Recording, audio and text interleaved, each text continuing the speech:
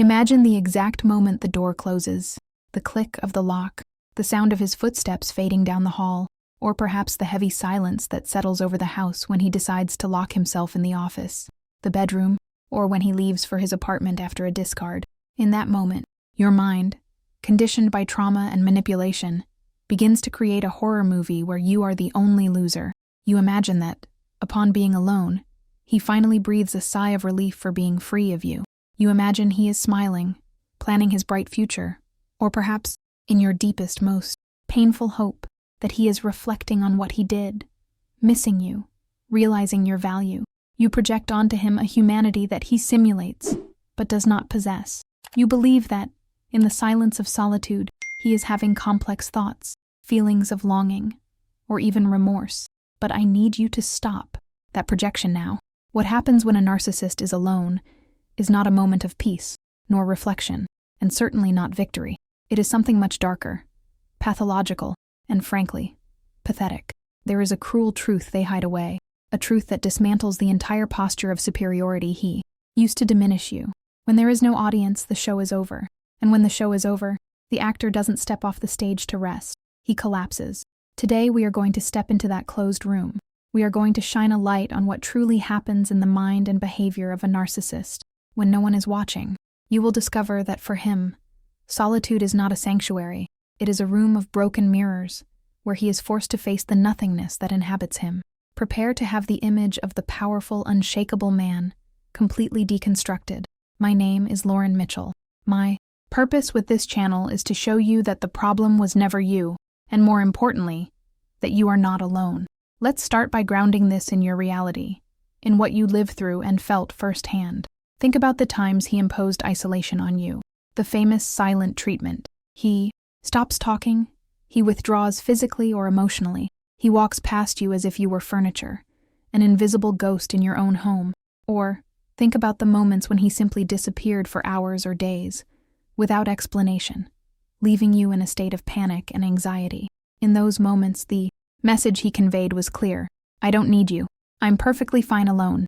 You are a burden, a nuisance, and my life is better when you are not interfering. He constructed this narrative of self-sufficiency. He made you believe that he is an island, a complete being who allows your presence but never needs it. And that is why, when the relationship ends, or when he pulls away, the pain you feel is double. First, the pain of loss. Second, the pain of comparison. Why am I here, destroyed, crying on the bathroom floor, while he seems to be doing great, living life as if nothing happened? Do you remember seeing him alone sometimes? Maybe scrolling through his phone with a half-smile that wasn't meant for you.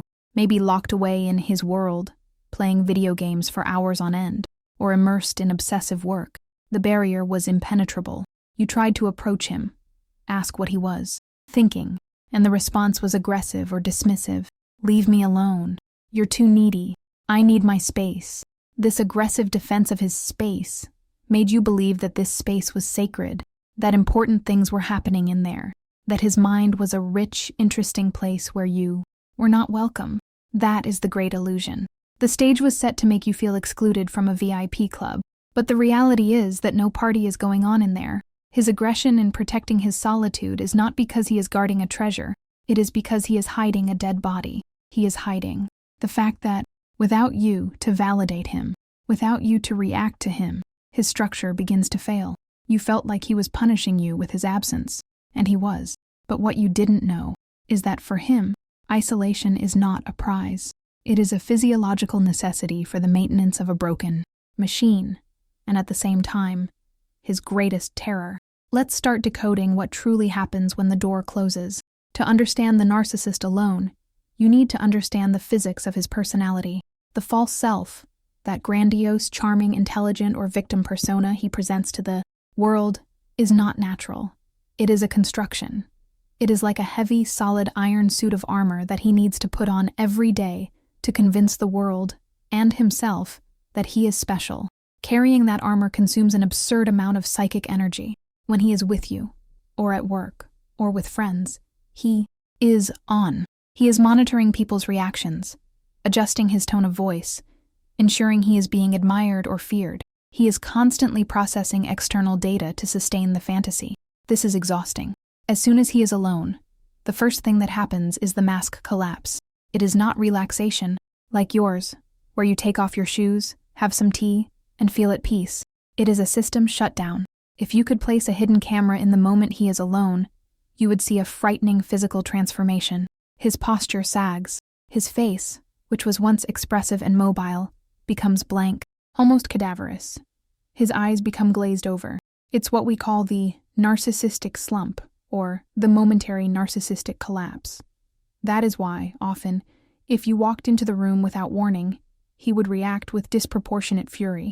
You caught him without the disguise. You saw the nothingness on his face, that empty, lifeless gaze, focused on nothing or a screen. He hates being seen like this because this state reveals the fragility of his construction. When he is alone, he is not thinking about you. He is not thinking about anything complex. He is in a battery-saving state. It is a deep lethargy. Many victims report that the narcissist, when not performing socially, slept excessively, or spent hours catatonic in front of the TV. That is not leisure. That is the inability to generate internal energy. They are like parasites, who need a host to feel alive. Without the host, they enter a state of forced hibernation. So, when you think he is happy away from you, know that his physical reality is one of profound, gray, and sterile boredom. He becomes a switched-off robot, awaiting the next input of validation to start functioning again. But the problem is not just the lack of energy. If it were only that, it would just be sad. The issue runs deeper. The true terror of the narcissist when alone resides in what emerges from the silence. We all have an inner voice. Your inner voice, even if it is sometimes critical, is capable of reflection, self-compassion, and warm memories. You can remember good moments and feel comforted by them. The narcissist does not have this. He suffers from a developmental failure called a lack of object constancy. This means he has difficulty maintaining an emotional connection with people and with himself when they are not physically present or not being useful. When he is alone, without the applause, without your submission, without your fear or your admiration, he loses the ability to know who he is. His identity evaporates, and what remains in its place? Toxic shame. Deep within the psyche of every narcissist, there is a wounded child, humiliated and full of shame. The false self was created to muzzle that child, but when the external noise stops, the muzzle loosens. Alone, the narcissist is haunted by feelings of deep inadequacy. It is not a conscious reflection like, I am a bad person. It is a visceral sense of defect, emptiness, of impending death. It is a corrosive anxiety that says, you are nothing. You are a fraud. No one truly loves you. That is why solitude is intolerable for them. They cannot be with themselves because the internal company is unbearable. It is like being locked in a room with your worst enemy, the one who knows all your dirtiest secrets. Remember when you tried to talk about feelings and he ran away? He runs away from himself with the same intensity. That distant look you sometimes saw, that was him dissociating so he wouldn't have to hear his own mind. Therefore, get the idea out of your head that he is reflecting on the relationship. To reflect, you need a solid self that observes its own actions. He does not have that. He has a vacuum that screams. Solitude for the narcissist is a constant pursuit by intrusive thoughts that he must stifle at all costs. Which brings us to the third and most revealing pillar.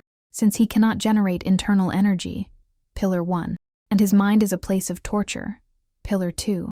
What does he actually do when he is alone? He seeks external anesthesia and regulation. The cruel truth about the narcissist's alone time is that it is almost entirely dedicated to the pursuit of low-quality narcissistic supply or dissociation through addictions. If he is not sleeping to shut down his brain, he is obsessively seeking stimuli. This is where compulsive behavior comes in. Digital validation. He spends hours on social media, not just looking, but hunting. He is checking who liked the photos, who viewed the stories. He is stalking ex-partners, including you, not out of longing, but to see if you are suffering, which validates his importance, or if you have moved on, which creates a narcissistic injury. Mental triangulation. He starts planning contacts. He sends innocent messages to old supply sources, creates profiles on dating apps just to see if he gets matches, even if he doesn't talk to anyone. He needs to prove to himself that he is still desirable. addictions, and compulsions. Pornography, alcohol, drugs, gambling, compulsive shopping, or immersive electronic games. The function here is to flood the brain with artificial dopamine, so he doesn't have to feel the pain of emptiness.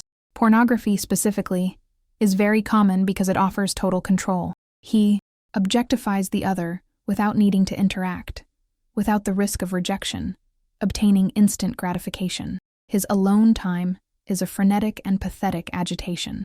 There is no construction. There is no genuine creative hobby, unless the hobby brings applause. There is no reading for soul, enrichment.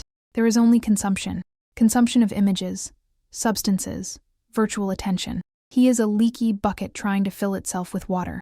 And here is the most painful, but necessary part for you to understand. When he is in this state, you do not exist as a loved person in his mind. You are, at most, an object that is currently out of reach. He doesn't miss your laugh or your scent. He feels withdrawal from the service you provided. The absence he feels is the same one you feel when the refrigerator breaks or when the internet goes down. It is the lack of utility, not connection. This incessant search for stimuli when alone proves that he is incapable of being human in the full sense of the word. He is a reaction machine. He needs the external to know that he exists. Now, I want you to take a deep breath and visualize that narcissist locked in the room again. Before, you saw a mysterious, powerful man who excluded you because you were not good enough. Now, with the lens of truth, what do you see? You see an emptied creature. You see someone who, the second the door closes, shrivels like a deflated balloon. You see someone terrified by the silence of his own mind, desperately fleeing to a cell phone screen, a bottle, or fantasy, just so he doesn't have to face the abyss he carries in his chest. The question you asked yourself, is he better off without me? Now has a definitive answer. No, he is never fine. He is just distracted or collapsing. The happiness he posts on social media is the mask he puts back on with Herculean effort to try to convince himself that he is not a failure. You, the victim, feel the pain of loneliness because you are real. Your pain is the sign that you are healing, that you have the capacity for connection, that you lost something that was important to you, even if it was an illusion. But your loneliness is fertile. From it, you can be reborn. His loneliness is sterile. It is a desert that will never bloom. So, stop wishing to enter that closed room. There's nothing there for you but dust and broken mirrors. The real life, the real color, and the real joy are on the outside, where you are now. Leave him with the only companion he truly deserves, and from whom he will never be able to escape, himself. Move forward and never look back. Feel free to leave your account, your vent, or even a suggestion for the next video's topic in the comments below. Access my ebook now through the link in the description. Click on the suggested video on your screen to continue with me, and remember, you are light. Never forget to shine.